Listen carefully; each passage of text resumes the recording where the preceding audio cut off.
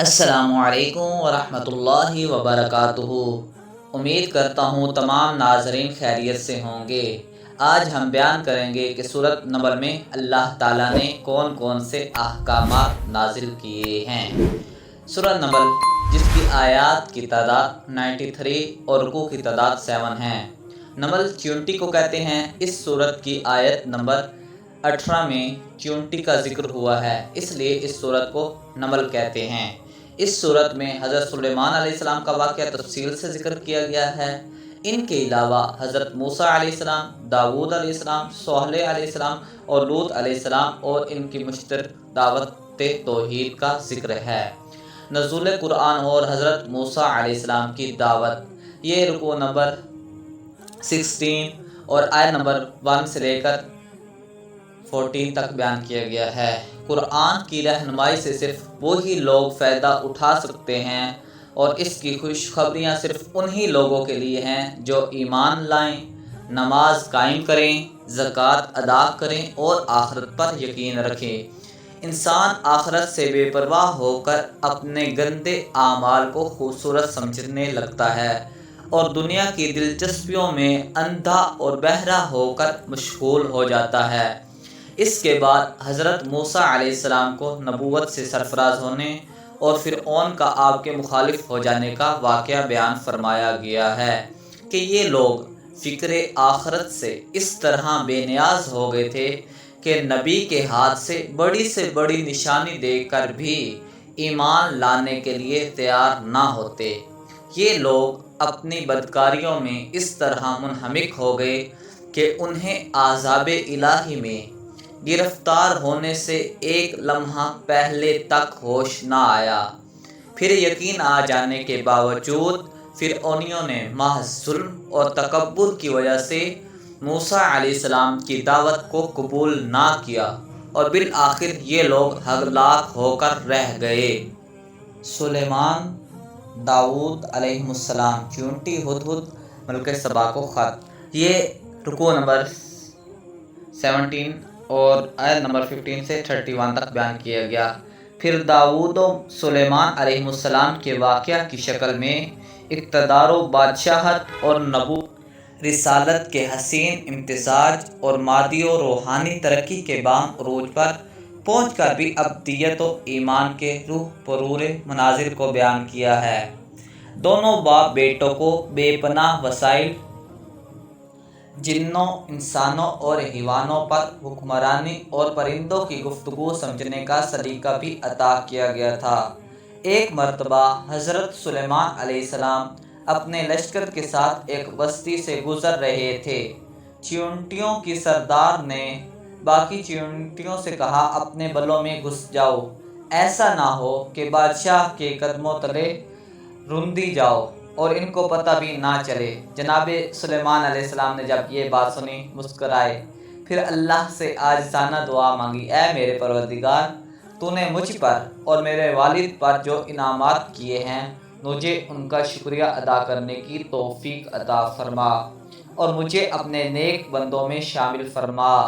پھر حضرت سلیمان علیہ السلام نے لشکر میں نظر دوڑائی تو ہدہد پرندہ کو غائب پایا تو انہوں نے کہا کہ اگر ہدہد نے غیر حاضری کی کوئی معقول وجہ نہ بتائی تو اسے سخت سزا دوں گا یا ذبح کر دوں گا۔ کچھ دیر بعد ہدہد آیا اور بتایا کہ میرا گزر ایک ایسے ملک سے ہوا ہے جس کی حکمران ایک عورت ہے، اس کا تخت عظیم الشان ہے، لیکن بدقسمتی سے وہ لوگ سورج کی پوجا کرتے ہیں۔ جناب سلیمان علیہ السلام نے ملکہ سبا کو خط لکھا جس میں اسے دعوت توحید دی اور ہدہد کے ذریعے بھجوا دیا۔ خط پہنچا تو ملکہ نے مصاحبوں سے کہا کہ مجھے حضرت سلیمان علیہ السلام کی طرف سے یہ خط ملا ہے جو بسم اللہ الرحمن الرحیم سے شروع ہوتا ہے۔ اس خط میں کہا گیا ہے کہ تکبر نہ کرو اور میرے فرمانبردار ہو کر حاضر ہو جاؤ۔ ملکہ کا تخت، حضرت سلیمان علیہ السلام اور ملکہ کی ملاقات، یہ رکوع نمبر 18 میں اور آیت نمبر 32 سے 44 تک بیان کیا گیا۔ جب ملکہ کو خط ملا تو ملکہ نے اپنے سرداروں سے مشورہ کیا۔ مصاحب بولے، ہم بڑی طاقت والے اور لڑنے والے ہیں، آپ کے حکم کے منتظر ہیں۔ ملکہ نے امتحان کے طور پر سلیمان علیہ السلام کے لیے بہت سے تحفے بھجوائے۔ جب وہ تحفے سلیمان علیہ السلام کے پاس لائے گئے تو آپ نے تحائف کو بنظر حقارت دے کر واپس کر دیا اور انجام بد سے خبردار کیا۔ سلیمان علیہ السلام نے کہا، جو کچھ اللہ نے مجھے عطا کیا ہے وہ ان تحفوں سے بہتر ہے۔ سلیمان علیہ السلام نے اپنے اہل دربار سے پوچھا، تم میں کون ملکہ سبا کا تخت میرے پاس لا سکتا ہے؟ چنانچہ اہل دربار میں سے ایک جن نے کہا کہ میں بادشاہ کے دربار کی محفل کے ختم ہونے تک لا سکتا ہوں۔ پھر ایک اور شخص جس کا نام آصف بن برخیا، جس کے پاس کتاب کا علم تھا، بولا، میں پلک جھپکنے سے پہلے لا دیتا ہوں، اور ساتھ ہی تخت آ گیا۔ جب سلیمان علیہ السلام نے تخت دیکھا تو کہنے لگے، ھذا من فضل ربی، یہ میرے رب کا فضل ہے۔ پھر ملکہ اور اس کے دیگر سردار حضرت سلیمان علیہ السلام سے ملنے آئے۔ ملکہ کو وہ تخت دکھایا گیا اور پوچھا گیا، کیا اس کا تخت ایسا ہی ہے؟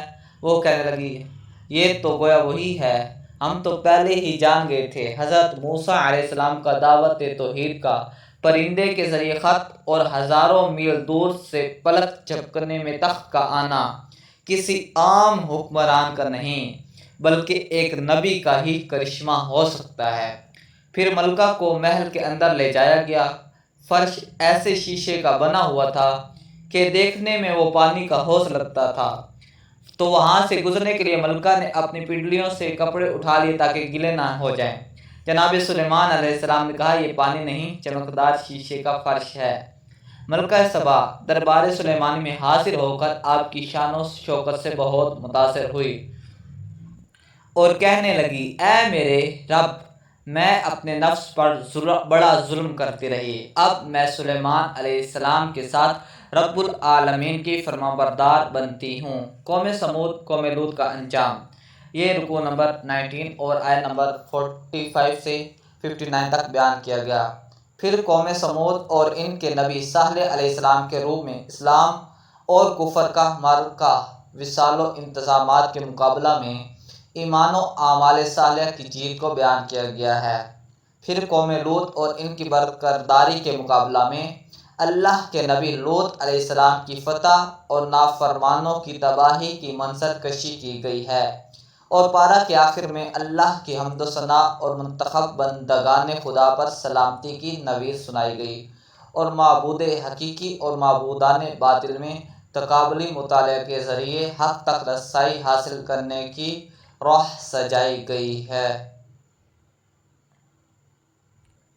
توحید باری تعالیٰ پر عظیم الشان دلائل، یہ آیت نمبر 60 سے 66 تک بیان کیا گیا۔ توحید باری تعالیٰ پر دلائل پیش کرتے ہوئے 20ویں پارے کی ابتدا ہوتی ہے۔ قرآن کریم کہتا ہے، آسمان و زمین کو پیدا کر کے بارش برسا کر پر رونق سرسبز و شاداب باغ اور باغیچے کس نے پیدا کیے؟ کیا تم ایسے درخت بنا سکتے تھے؟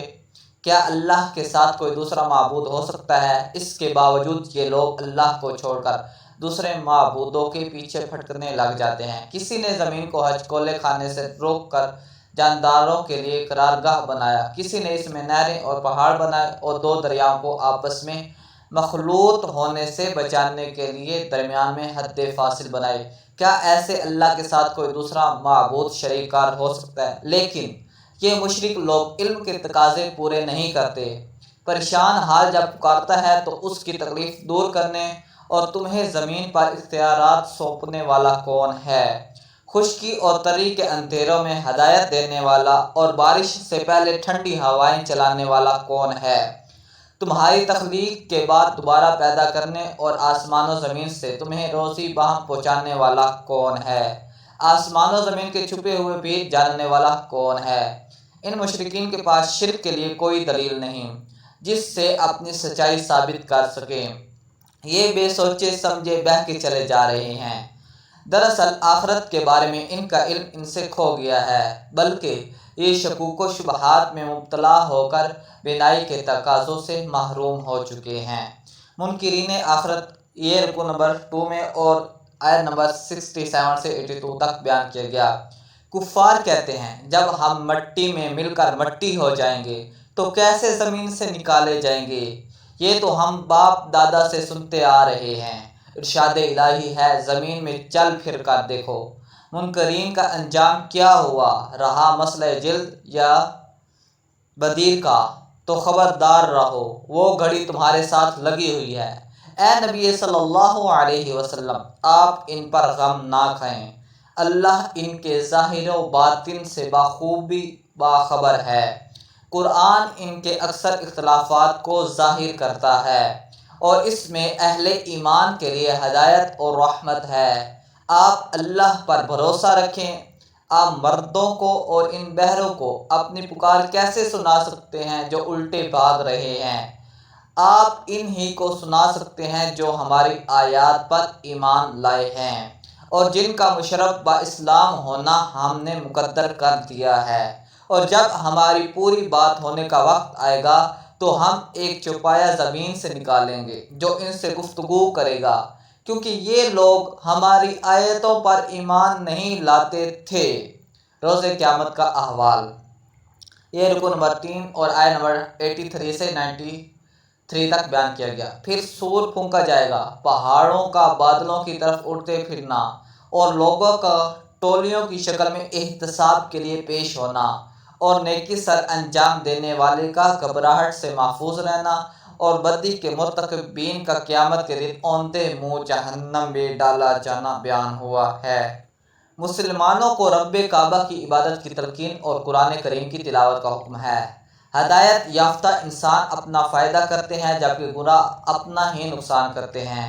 اللہ اپنی قدرت کے دلائل کا مشاہدہ کراتے رہیں گے جنہیں تم اچھی طرح پہچان لو گے۔ یاد رکھو تمہارا رب تمہارے اعمال سے غافل نہیں۔